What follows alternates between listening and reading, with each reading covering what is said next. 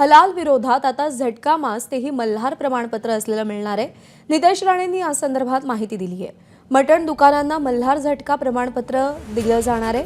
विशेष म्हणजे हिंदू समाजातील खाटकांनाच हे प्रमाणपत्र मिळणार आहे। malharcertification.com ही व्यवस्था सुरू करण्यात आली असून या माध्यमातून हिंदूंसाठी मटण दुकान उपलब्ध होणार आहेत। या दुकानांमध्ये 100% हिंदू समाजाचं प्राबल्य असेल आणि विकणारा व्यक्तीही हिंदू असेल असं मंत्री नितेश राणेंनी सांगितलंय। शिवाय हे प्रमाणपत्र असलेल्या दुकानांमधूनच मटण खरेदी करण्याचं आवाहन त्यांनी केलंय। त्यामुळे आता यावरून नवा वाद होण्याची शक्यता आहे।